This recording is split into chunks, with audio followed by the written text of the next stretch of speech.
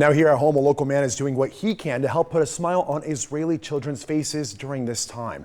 I sat down with Roy Shetrit, and he tells me the impact he is hoping to achieve, one toy box at a time.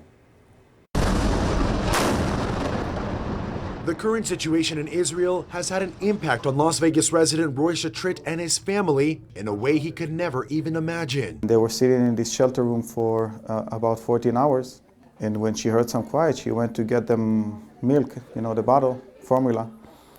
And she got shot and killed. And the husband tried to protect the kids too. So he went outside of the shelter room. He got murdered as well. Shetrit shares with me how his wife's cousin and her husband were killed in Israel, leaving behind two 10-month-old babies that were rescued nearly a day later by their uncle. The thought of children having to be in shelters for hours, having to see the horrors of war, is what motivated him to do something so many miles away. What are you doing here locally to help at least put a smile on some of those children's faces during this difficult time?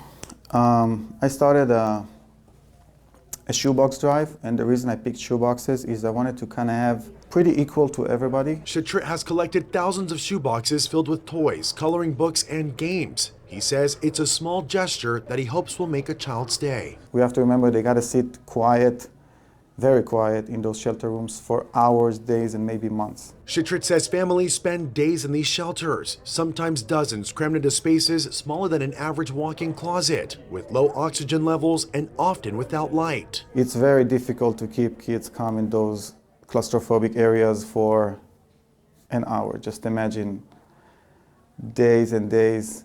They have to be quiet because somebody can break in, and it's really difficult. People are very scared. Shetrit says during this time of need, he hopes the Las Vegas community will help answer the call to action. This is really not about politics.